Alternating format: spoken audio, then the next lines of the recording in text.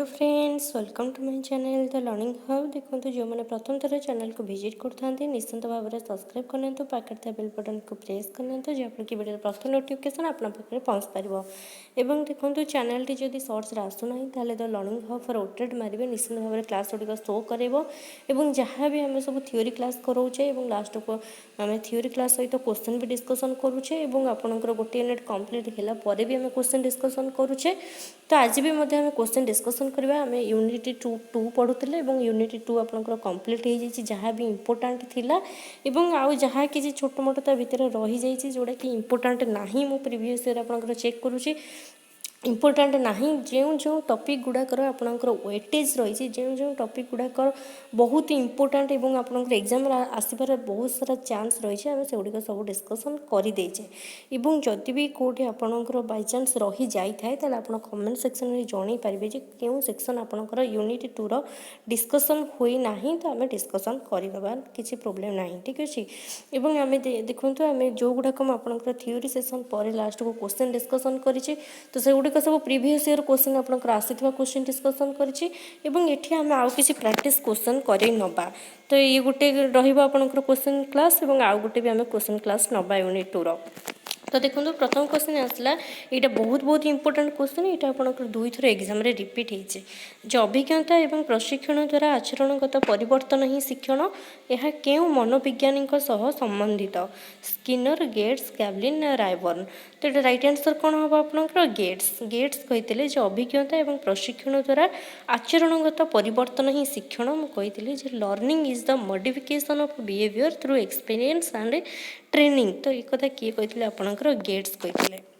तो right answer हम gets यहाँ आपंकर दुई थर आपंकर रिपीट होटेड पेपर वन रे।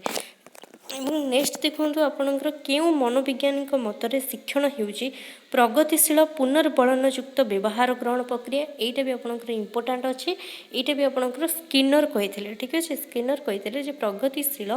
पुनर्बलनयुक्त व्यवहार ग्रहण प्रक्रिया होउची शिक्षण। तो राइट आंसर कौन है स्किनर मन रखिए। नेक्स्ट क्वेश्चन आसला निम्नोक्त मध्य केउटी शिक्षण रे शारीरिक और दैहिक गुणावली और व्यक्तिगत प्रभेद सहित संबंधित नुहे। आम जो शिक्षण पढ़ी आम शिक्षण रे आपणकर देखी शिक्षण रे व्यक्तिगत प्रभेद रही तो से क्वेश्चन आसी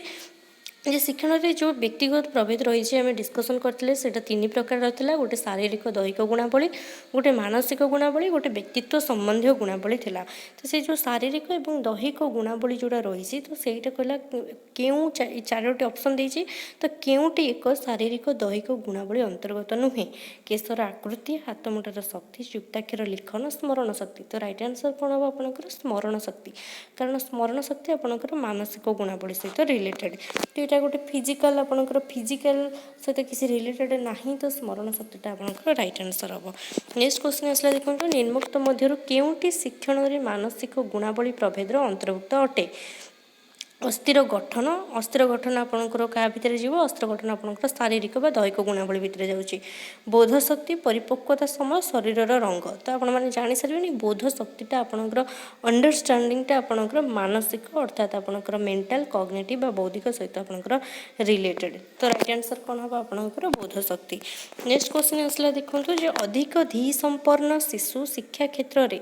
कम धी संपन्न शिशुठार पारंगमता हासिल करिथांती यह क्यों व्यक्तिगत प्रभेद जोगु होता है जे आम क्लासरूम रे देखी था जे सेठी किछि पिला आपनकर जल्दी कैप्चर करनी पाठ गुड़ी को किछि पिलांकर लेट होता है। तो सेटा आपनकर कौन पाई होता है शारीरिक गुणावली ना व्यक्तित्व संबंधी गुणावली पाई ना मानसिक गुणावली पाई ना कृतित्व गुणावली। तो राइट आंसर कौन हम आपनकर मानसिक गुणावली पाई ठीक अच्छे। बौद्धिक स्तर रे विचार आम करुचे कि इंटेलेक्चुअली माने कार आईक्यू लेवल हाई अच्छी कार आईक्यू लेवल लो अच्छी तेणु ये अधिक धी संपन्न पिला कहुचे। तेणु यहाँ आपंकर मेंटल सहित आपंकर कॉग्निटिव सहित रिलेटेड तेणु यहाँ गोटे मानसिक गुणावली। नेक्स्ट क्वेश्चन आसला निम्नोक्त मध्य केउटी व्यक्तित्व संबंधी गुणावली अटे। तो व्यक्तित्व संबंधी गुणावली भितर आम पढ़ी जे आसूला आपंकर व्यक्तिगत स्वभाव माने पर्सनालीटी कार केमता कार क्यारेक्टर केमता कार मूल्यबोध विचार शक्ति क्यों बोली तो एगुड़ा सब व्यक्तित्व संबंधी गुणावली भितर आसी थाए। तो ये ऑप्शन कहला केउटी अटे प्रत्यय गठन बौद्धिक दक्षता दैहिक गुणावली चरित्र। तो राइट आंसर कौन बार चरित्र इज द राइट आंसर।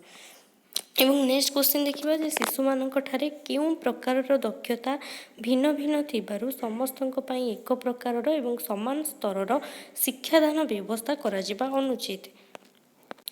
देखो आपंकर बैकग्राउंड साउंड शुभुथाई पारे ये कम चली तो आडजस्ट करने तो ये कहला शिशु मान क्यों प्रकार दक्षता भिन्न भिन्न थिबारु समस्तों एका प्रकार एवं समान स्तर शिक्षादान व्यवस्था करा अनुचित बौद्धिक शारीरिक सामाजिक आवेगिक तो राइट आंसर कौन हम बौद्धिक जेहेतु से बौद्धिक स्तर आम ए जस्ट डिस्कसन करते अधिक दिसंपन्न पिला थी कहार आईक्यू लेवल अधिक थाए कहार आईक्यू लेवल कम थाए तेणु आम जब समस्त को गोटे प्रकार मेथड आम पढ़ेबा এবং ସମସ୍ତଙ୍କଠାରୁ ଆଶା ରଖିବା ଯେ ସମସ୍ତେ ଏଟାକୁ ଆଚିଭ୍ କରିବେ ତ ସେଟା କେବେ ପସିବଲ୍ ହେବ ନାହିଁ କାରଣ ସମସ୍ତଙ୍କର ଆଇକ୍ୟୁ ଲେବୁଲ୍ ଡିଫରେନ୍ସ ରହିଛି ସମସ୍ତଙ୍କ ଭିତରେ ଇଣ୍ଡିଭିଜୁଆଲ୍ ଡିଫରେନ୍ସ ରହିଛି ଏବଂ ଏଇଟା ବୌଦ୍ଧିକ ସ୍ତରର ହେଇଥିବାରୁ ତେଣୁ ଆମେ ସେଠି ସମାନ ଲେବୁଲ୍ର ବା ଏକା ପ୍ରକାରର ସେଠି ମେଥଡ଼ ୟୁଜ୍ କରିକିନା ଆମେ ସେଠି ପଢ଼େଇବା ଅନୁଚିତ ଠିକ୍ ଅଛି। ତାପରେ ଆସିଲା ପିଲାମାନଙ୍କ ମଧ୍ୟରେ ଦେଖାଯାଉଥିବା ବ୍ୟକ୍ତିଗତ ପ୍ରଭେଦ ଦୂର କରିବା ପାଇଁ ଶିକ୍ଷକ ନିମ୍ନୋକ୍ତ ମଧ୍ୟରୁ କେଉଁ ପଦକ୍ଷେପ ଗ୍ରହଣ କରିବା ଅନୁଚିତ ଯେ ପିଲାମାନଙ୍କ ମଧ୍ୟରେ ଯେଉଁ ବ୍ୟକ୍ତିଗତ ପ୍ରଭେଦ ଦେଖାଦିଏ ଆମେ ସେଠି ଥିଓରିରେ ଡିସ୍କସନ୍ କରିଥିଲେ ଯେ ବ୍ୟକ୍ତିଗତ ପ୍ରଭେଦ ଦୂର କରିବା ପାଇଁ କ'ଣ ସବୁ ଶିକ୍ଷଣ ବ୍ୟବସ୍ଥା କରାଯାଇଥାଏ ଡିସ୍କସନ୍ କରିଥିଲେ ତ ସେଇ ଯେଉଁ ଅପସନ୍ ଗୁଡ଼ାକ ଥିଲା ତ ସେଇ ଅପସନ୍ ଗୁଡ଼ାକ ଆପଣ ଯଦି ମନେ ରଖିଥିବେ ତାହେଲେ ଏଠି ଆପଣଙ୍କୁ ଇଜିଲି ହେବ ଆପଣଙ୍କୁ ଏଠି ଆପଣଙ୍କୁ ମାରିବା ପାଇଁ ଟିକ୍ ମାରିବା ପାଇଁ ତ ଏଠି କହିଲା ନିଜସ୍ୱ ବେଗରେ ଶିଖିବା ବ୍ୟବସ୍ଥା ଏଇଟା ଥିଲା ନିଜସ୍ୱ ବେଗରେ ଶିଖିବା ବ୍ୟବସ୍ଥା ଉପରେ ଫୋକସ୍ କରାଯିବ ଜନ୍ମଗତ ପ୍ରତିଭା ଚିହ୍ନଟ ଏଇଟା ବି ଥିଲା ଜନ୍ମଗତ ପ୍ରତିଭା ଚିହ୍ନଟ ଉପରେ ଫୋକସ୍ କରାଯିବ ଧାରାବାହିକ ସୁବିଧା ସୁଯୋଗ ବ୍ୟବସ୍ଥା ଏଇଟା ବି ଥିଲା ଏବଂ କେଉଁଠି ନୁହେଁ ଏଠି ଦେଇଛି ବା କେଉଁଠି ଅନୁଚିତ ତ ଶ୍ରେଣୀରେ ଶିକ୍ଷକ କୈନ୍ଦ୍ରିକ ଶିକ୍ଷା ବ୍ୟବସ୍ଥା ଯେଉଁଟାକି ଟିଚର ସେଣ୍ଟର୍ଡ ମେଥଡ଼ ଏଇଟା ଫଲୋ କରିବା ବିଲକୁଲ ବି ଉଚିତ ନୁହେଁ ଏବେ ଆପଣଙ୍କର ଚାଇଲ୍ଡ ସେଣ୍ଟର୍ଡ ମେଥଡ଼ ଉପରେ ବା ଶିକ୍ଷାର୍ଥୀ କୈନ୍ଦ୍ରିକ ଶିକ୍ଷା ବ୍ୟବସ୍ଥା ଉପରେ ଫୋକସ୍ କରାଯାଉଛି ତ ରାଇଟ୍ ଆନ୍ସର କ'ଣ ହେବ ଏଇଟା ଅପସନ୍ ନମ୍ବର ଡି। ତାପରେ ଆସିଲେ ଦେଖନ୍ତୁ କାହା ଦ୍ୱାରା ଶିକ୍ଷାର୍ଥୀର ଆଚରଣରେ ପରିବର୍ତ୍ତନ ହୋଇଥାଏ ଶିକ୍ଷଣ ପରିବେଶ ପାଠ୍ୟକ୍ରମ ନିର୍ଦ୍ଦେଶ ସେଠି ରାଇଟ୍ ଆନ୍ସର କ'ଣ ହେବ ଶିକ୍ଷଣ କାରଣ ଆମେ ଶିକ୍ଷଣରେ ପଢ଼ିଥିଲେ ଶିକ୍ଷଣ ହେଉଛି ଏକ ଆଚରଣଗତ ସ୍ଥାୟୀ ପରିବର୍ତ୍ତନ ଏକ ସ୍ଥାୟୀ ପରିବର୍ତ୍ତନକୁ ହିଁ ଶିକ୍ଷଣ କୁହାଯାଇଥାଏ ଧରନ୍ତୁ ଆମେ କ୍ଳାନ୍ତି ଅନୁଭବ କରୁଛେ ଆମେ କୌଣସି ପ୍ରକାରର ମେଡ଼ିସିନ ଡ୍ରଗ୍ସ ନେଇଛେ କିମ୍ବା ଆମେ ହାଇ ମାରୁଛେ ଛିଙ୍କୁଛେ ତ ଏଗୁଡ଼ିକ ସବୁ ହେଉଛି ଏଗୁଡ଼ିକ ଟେମ୍ପୋରାରୀ ଏଗୁଡ଼ିକ ଶିକ୍ଷଣ ଯୋଗୁଁ ଏଗୁଡ଼ିକ ଘଟି ନଥାଏ ତେଣୁ ଯେଉଁଗୁଡ଼ିକ ସ୍ଥାୟୀ ପରିବର୍ତ୍ତନ ଅର୍ଥାତ୍ ଗୋଟିଏ ପିଲାଟିଏ ଛୋଟ ଶିଶୁଟିଏ ପ୍ରଥମେ ସେ ତାର ପରିବାର ସହିତ ଶିଖିକିନା ମାତୃଭାଷା ଶିଖିଲା ତ ମାତୃଭାଷା ଶିଖିଲା ଏଇଟା ଗୋଟେ ସ୍ଥାୟୀ ପରିବର୍ତ୍ତନ ହେଲା ସେ ଜୀବନ ସାରା ସେଇଟାକୁ କହିପାରିବ ସେ ମାତୃଭାଷାଟାକୁ ଠିକ୍ ଅଛି ତ ସ୍ଥାୟୀ ପରିବର୍ତ୍ତନ ବା ଆଚରଣଗତ ସ୍ଥାୟୀ ପରିବର୍ତ୍ତନ ହିଁ ଶିକ୍ଷଣ ଏଇଟା ମନେ ରଖିବେ ତେଣୁ ଶିକ୍ଷଣ ଯୋଗୁଁ ହିଁ ଶିକ୍ଷାର୍ଥୀର ଆଚରଣରେ ପରିବର୍ତ୍ତନ ହୋଇଥାଏ। ନେକ୍ସଟ କ୍ୱେଶ୍ଚନ୍ ଆସିଲା ପଛୁଆ ଏବଂ ମାନ୍ଦା ପିଲାଙ୍କ ପାଇଁ ଶିକ୍ଷଣ ବ୍ୟବସ୍ଥାର ରୂପରେଖ ନିମ୍ନୋକ୍ତ ମଧ୍ୟରୁ କେଉଁଠି ହେବା ଉଚିତ ଏଇଟା ବି ଆପଣଙ୍କର ଆମେ ପଢ଼ିଥିଲେ ଯେଉଁଠିକି ବ୍ୟକ୍ତିଗତ ପ୍ରଭେଦ ଦୂର କରିବା ପାଇଁ ବିଭିନ୍ନ ପ୍ରକାର ଶିକ୍ଷଣ ବ୍ୟବସ୍ଥା ଥିଲା ସେ ପଏଣ୍ଟ ଭିତରୁ ଏଇଟା ପଚାରିଛି ପଛୁଆ ଏବଂ ମାନ୍ଦା ପିଲାଙ୍କ ପାଇଁ ଶିକ୍ଷଣ ବ୍ୟବସ୍ଥାର ରୂପରେଖ କେଉଁଠି ହେବା ଉଚିତ ମଧ୍ୟାହ୍ନ ଭୋଜନ ବ୍ୟବସ୍ଥା ମଣ୍ଟେସୋରୀ ପ୍ରଣାଳୀ ପୋଷାକ ବଣ୍ଟନ ବ୍ୟବସ୍ଥା ବ୍ୟକ୍ତିଗତ ଦୃଷ୍ଟି ତ ଯେଉଁମାନେ ପଛୁଆ ବା ମାନ୍ଦା ପିଲା ତ ସେମାନଙ୍କୁ ଆମେ ସ୍ୱତନ୍ତ୍ର ଦୃଷ୍ଟି ଦେବା ଦରକାର ବ୍ୟକ୍ତିଗତ ଦୃଷ୍ଟି ଦେବା ଦରକାର ସେମାନଙ୍କ ପାଇଁ ନିଦାନାତ୍ମକ ବା ରିମିଡ଼ିଆଲ ଟିଚିଂର ବ୍ୟବସ୍ଥା କରିବା ଦରକାର ତେଣୁ ଏଇଟା ଆପଣଙ୍କର ରାଇଟ୍ ଆନ୍ସର କ'ଣ ହେବ ବ୍ୟକ୍ତିଗତ ଦୃଷ୍ଟି। ନେକ୍ସଟ କ୍ୱେଶ୍ଚନ୍ ଆସିଲା ନିମ୍ନ ସାମାଜିକ ଏବଂ ଅବହେଳିତ ପିଲାଙ୍କ ଶିକ୍ଷଣ ପାଇଁ ବିଦ୍ୟାଳୟରେ କେଉଁ ପ୍ରକାରର ବ୍ୟବସ୍ଥା କରାଯାଇ ନଥାଏ ଏଠି ନଥାଏ ସବୁବେଳେ ମନେ ରଖିବେ ଆପଣଙ୍କର ଓଟେଟ୍ ଦିଅନ୍ତୁ ସିଟେଟ୍ ଦିଅନ୍ତୁ ଓଏଷ୍ଟେଟ୍ ଦିଅନ୍ତୁ ସେଠି ଗୋଟେ ନଟ୍ ୱାର୍ଡ଼ ଲାଗିଥିବ ପିଲା ସେଇଟା ଯେତେବେଳେ ଜଲ୍ଦି ଜଲ୍ଦି ଆପଣଙ୍କର ମାନେ ଏକ୍ସାଇଟେଡ଼୍ ଥିବେ ତ ଜଲ୍ଦି ଜଲ୍ଦି ଆପଣ ସେ ୱାର୍ଡ଼ଟାକୁ ଧ୍ୟାନ ଦେଇନଥାନ୍ତି ତେଣୁ ସେଠି ଭୁଲ ହେଇଥାଏ ଆପଣଙ୍କର ଏକ ମାର୍କ କଟିଯିବାର ସମ୍ଭାବନା ଥାଏ ଠିକ୍ ଅଛି ତ ଏଇଠି ଆପଣଙ୍କର କ୍ୱେଶ୍ଚନରେ ପଚାରିଛି କରାଯାଇ ନଥାଏ ତ ନଥାଏ ତ କହିଲା ନିମ୍ନ ସାମାଜିକ ଏବଂ ଅବହେଳିତ ପିଲାଙ୍କ ଶିକ୍ଷଣ ପାଇଁ ବିଦ୍ୟାଳୟରେ ନିର୍ମିତ କେଉଁ ପ୍ରକାରର ବ୍ୟବସ୍ଥା କରାଯାଇ ନଥାଏ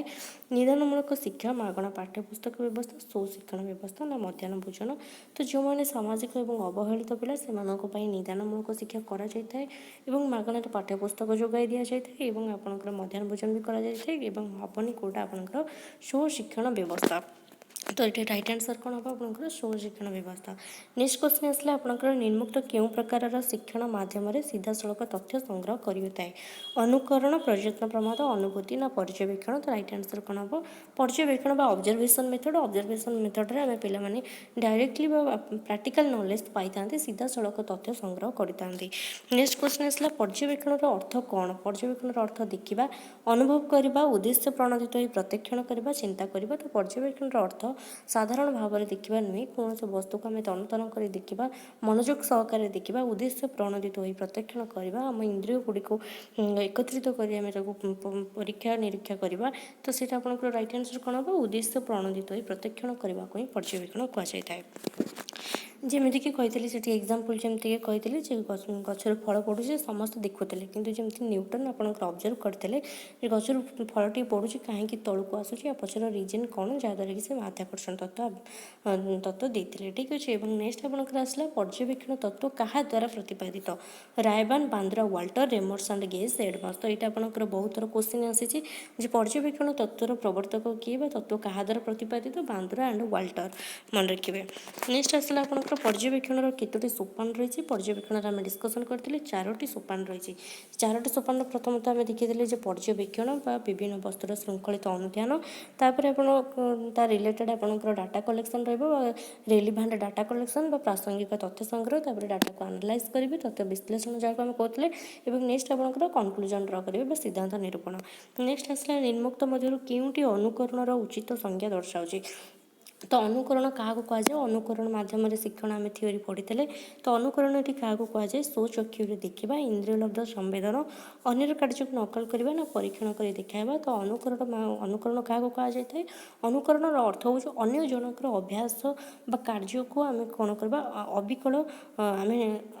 नकल करवा तो अन्य कार्य को नकल करवा यहाँ कह आम अनुकरण कही था ठीक अच्छे आम अन्य जनकर कार्य को अनुकरण कर निजे से ही कार्य आम प्रदर्शन करने को अनुकरण कहुए नेक्स्ट आसला देखो से अनुकरण उपर क्वेश्चन पिलाटी तार जेजे चलवा और कथा कहवा शैली को अभ्यास करता है क्यों प्रकार शिक्षण अंतर्भुक्त अनुकरण मध्यम ना अनुभूति ना पर्यवेक्षण तो राइट आंसर कौन हम आपंकर अनुकरण मध्यम नेक्स्ट आसला मनोविज्ञानी ड्रेभर एंड एमसी डायगोल जी कि आपंकर अनुकरण प्रकार भेद कहते जी कहते इमिटेसन हूँ 5 टाइप्स गोटे थी आपंकर ज्ञात अज्ञात गोटे सहानुभूति सूचक गोटे अर्थहीन क्रियात्मक तो राइट आंसर कौन है ना 5टी नेक्स्ट क्वेश्चन आसला चलचित्र अभिनेता और अभिनेत्री मान पोशाक पिंधा को अनुकरण करवा क्यों अनुकरण श्रेणीभुक्त अज्ञात सहानुभूति सूचक ज्ञात क्रियात्मक तो राइट आंसर आपंकर कौन हम जे यहाँ जेहेतु आम जाशुणे कि आक्टर आक्ट्रेस मानकर कार्यकलाप को आम पोशाक पिंधा को अनुकरण करते हैं जाशुणे कि तेणु यहाँ ज्ञात अनुकरण भितर आसो तो राइट आंसर हम option number C next question आसला निम्नोक्त मध्य क्योंटी सहानुभूति सूचक अनुकरण एक उदाहरण अटे अन्य जन नीरव रही आम नीरव रहू भाषण पोशाक पिंधा शैली ना मंत्री मैंने हाथ हलाइले श्रोता मैंने हाथ हलांती तो राइट आंसर कौन हम सहानुभूति सूचक जड़े रागिले आम रागु जड़े कांदिले आम कांदू जड़े हसिले आम हसू तेणु ये राइट आंसर हम अन्य जन नीरव रही आम नीरव रहू यहाँ हूँ सहानुभूति सूचक अनुकरण नेक्स्ट आसला अर्थहीन अनुकरण क्या बेसी देखा जाए अर्थहीन कहले जड़े जाणी नथिबो से कहीं अनुकरण कर कार्यटी को अनुकरण करता है